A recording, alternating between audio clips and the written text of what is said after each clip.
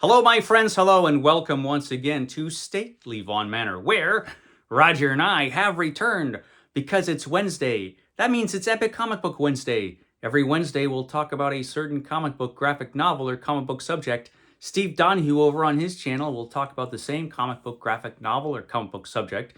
It is our world's finest team up that we do once a week.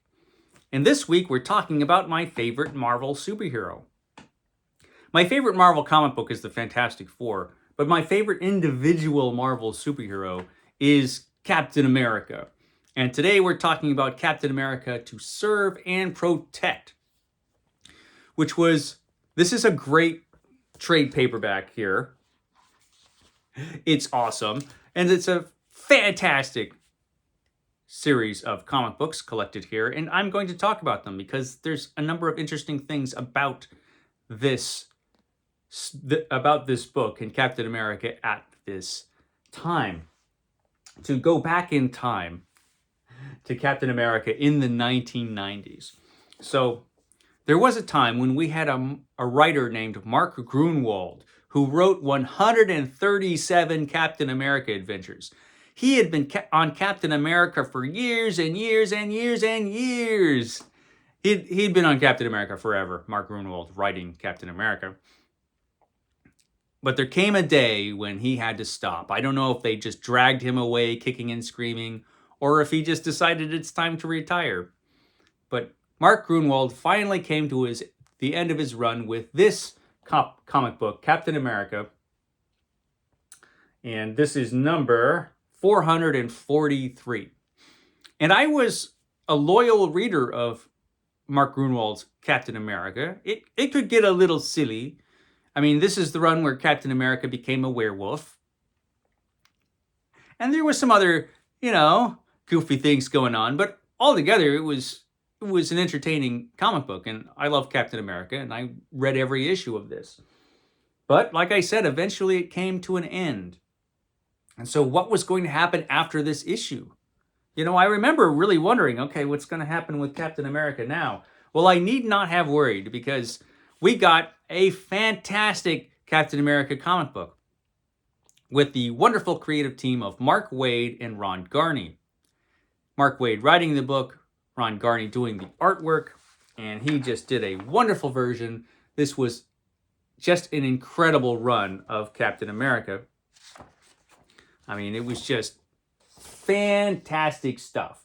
And it was super popular. People were really starting to read Captain America again, which was important because at this point in the mid-1990s, a lot of the Avengers books, the Avengers, Captain America, Thor, Iron Man, they were not selling particularly well. And while Captain America was doing all right as far as the stories and the comic books, particularly right here, Thor was really strange. I mean, Thor was so 90s Thor. He had a series of ridiculous costumes.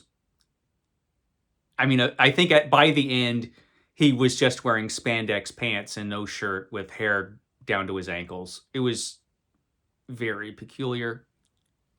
But nothing was worse than Iron Man. Iron Man had just become absolutely abysmal. It was a disgrace, frankly, where Iron Man had become a murderer. He had become a brainwashed killer, Iron Man had. Yay.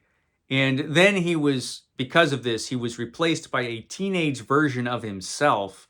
So the comic book basically became I was a teenage Tony Stark.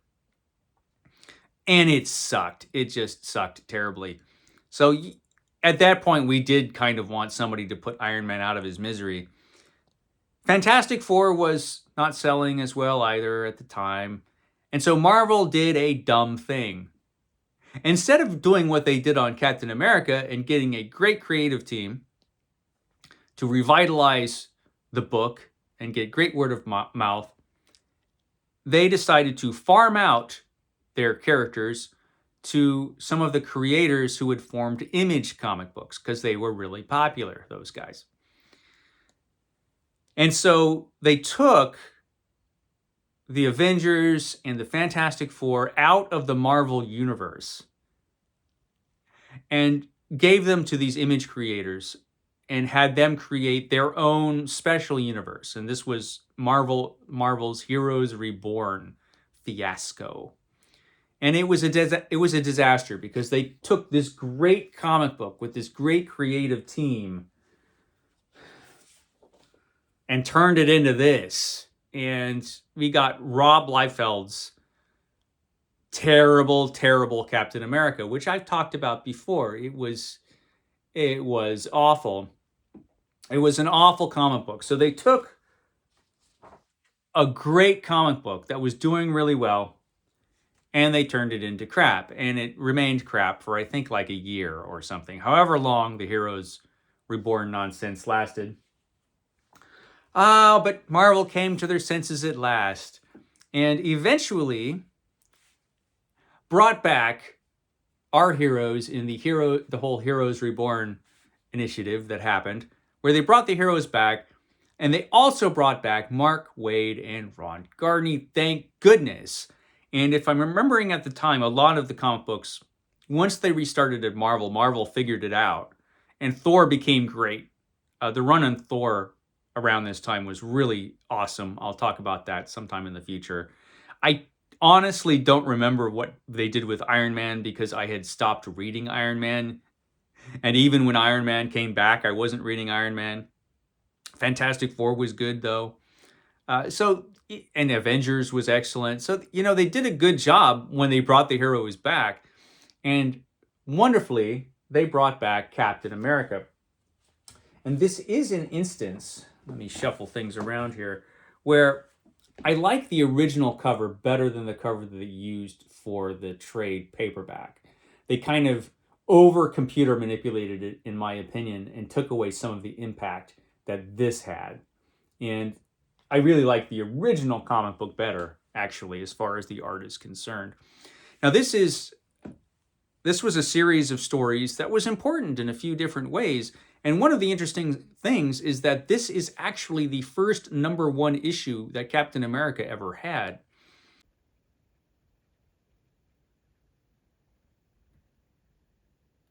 We're just going to pretend that didn't exist. Captain America started off in Tales of Suspense, and Tales of Suspense became Captain America with issue number 100.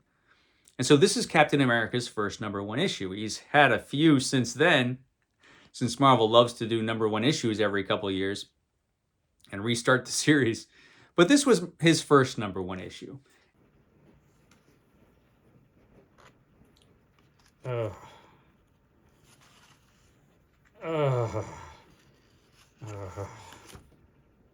And as far as, the cover is cool. It was actually a wraparound cover. And opening it up, you immediately see that, yes, this was the 1990s. Nothing says 90s like Beavis and Butthead. But we get this little, bit here that tells you what you might have missed if you, walked away from the comic book since it became crap. So previously on Captain America, several months ago, an all-powerful entity named Onslaught threatened the very existence of the world as we knew it. Nearly all of Earth's heroes were enlisted in a cataclysmic battle that threatened to destroy the planet. This kind of thing happens a lot in the Marvel Universe. In a last-ditch attempt to defeat Onslaught, many of the heroes, including Captain America, the Avengers, and the Fantastic Four, sacrificed their lives in a final display of courage by hurling themselves into the very energy that was Onslaught. Believed dead by the world at large, the heroes actually emerged in an alternate and incredibly stupid universe that was nearly identical to their own. Oblivious to their previous existence, the heroes relived their lives, though with several altered, ridiculous details. In time, the heroes began to notice that their comic books were crap and came to the realization that this world was not their own, and through their combined efforts, discovered the existence of their original, much cooler universe. They built a ship capable of piercing the interdimensional barrier and bringing them home. But the unexpected occurred, and the ship was very nearly destroyed while passing through the barrier between universes. Though it served its purpose nonetheless, although most of the heroes emerged relatively unscathed, several of them, Captain America included, remain unaccounted for and are considered missing in action. Which brings us to the present. It brings us to the present. And so, the year is 1998, and Captain America returns. Captain America returns. There he is, returning, and he actually ends up in Japan. He returns in Japan. And we get this magnificent Ron Garney double-page spread that tells you the history of Captain America with this great image of Captain America running. It's just magnificent. And you knew as soon as you saw this that the real Captain America was back. Thank goodness. After a year of absolute nonsense, with magnificent artwork and writing from Mark Waid. Mark Waid really understands this character, Captain America. Mark Waid, whatever else you could say about him, you have to admit he's pretty good. He's a pretty good writer and understands these characters fairly well. And so, of course, Captain America, runs into trouble as soon as he gets back. And we get this great double-page spread here. And this is something to point out. One of the downsides of trade paperbacks, now I love them. I love these collections of Marvel comic books. But they don't always handle double-page spreads particularly well, just because you get some gutter loss. For example, you see that Captain America's head is kind of sinking into Captain America's shoulders here. This is just inevitable when you collect a comic book into a trade paperback. Whereas in the original issues, they handle this kind of thing quite well. I have to say digital comic books handle this better as well, although many times the images just turn out too small for double-page spreads. But that's okay. So we get this great issue where Captain America returns. We see Kang the Conqueror show up at the end to be menacing and to say, look, I'm back. And we got this excellent comic book once again. And some interesting things happen in the comic book. Buy it now on video cassette. Anyway, yeah, so like in this, the second issue of Captain America, the very first number 2 issue of Captain America, where Captain America goes up against these guys and goes into AIM's submarine. And is this AIM or is this Hydra? I can't remember. Anyway, goes into their submarine, has this awesome battle. Look at that.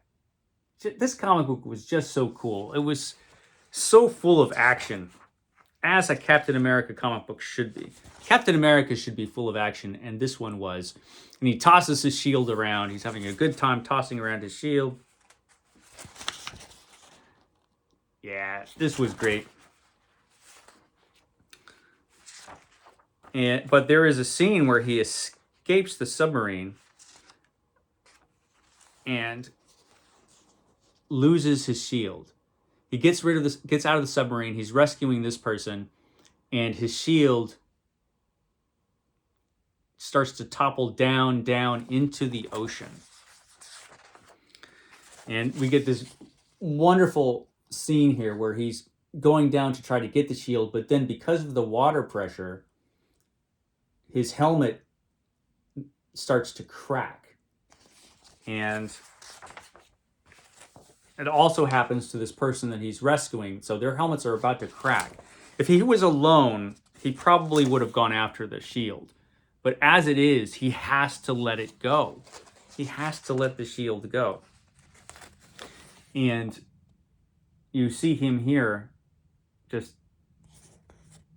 at the top of the ocean, and they're asking him, hey, where's your shield? And he's just like, it's gone, man. It's gone. And he had lost his shield. And so he he was a Captain America without his shield, and Tony Stark gave him a new shield. He worked on a new shield, and he's practicing with the new shield here in Avengers Mansion, and he's having a difficult time with it because he can't get the balance right.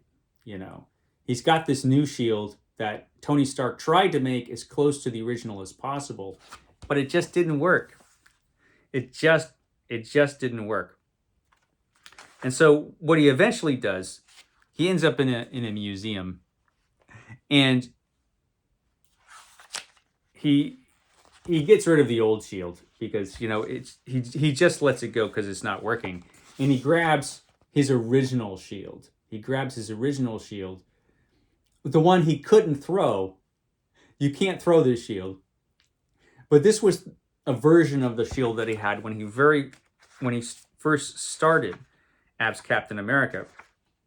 And for a while, he uses that shield, which is interesting because he pretty much loses the offensive capability of that shield for the most part, because this shield is really only for protection. Like I said, you can't really toss this around like you did with the original shield. And then by the end of this series of comics, it only ran 7 issues. I only dragged a few of them out. What I meant to say is that only 7 issues are collected in here.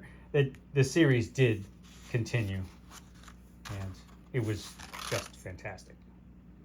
But by the end, he fights the Skrulls, and in this issue, we get a different artist.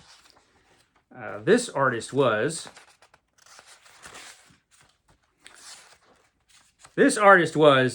Dave Eaglesham, and by this point, the Skrulls have infiltrated and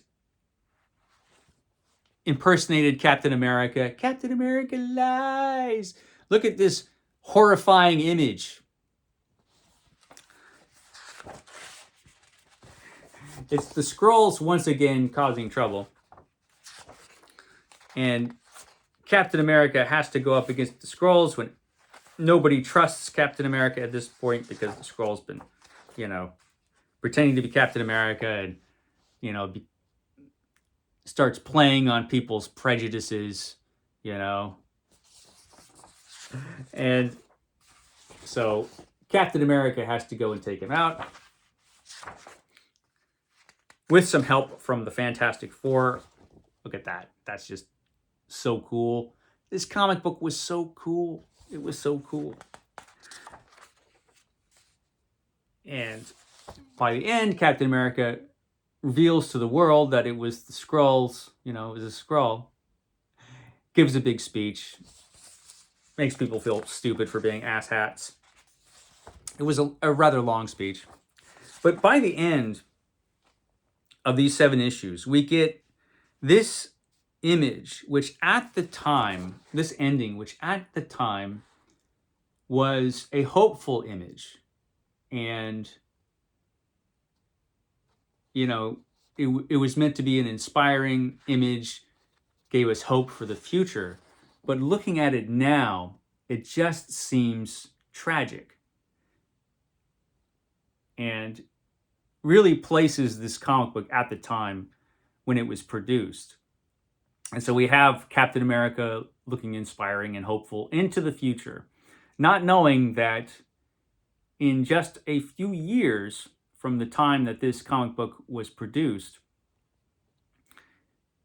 we would have that terrible disaster, which would completely transform the world, really.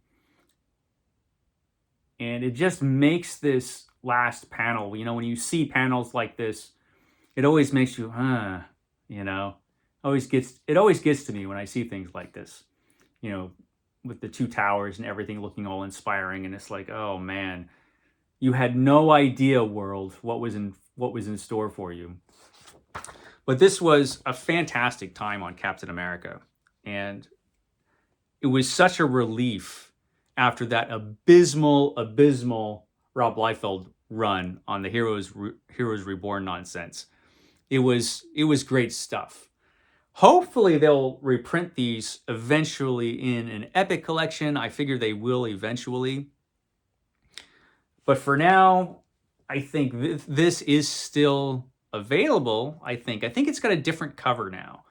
But this trade paperback, To Serve and Protect, I think you can still get it. And it's definitely worth reading. It's great stuff. I will shut up now. I have to go to work. I will catch you next time.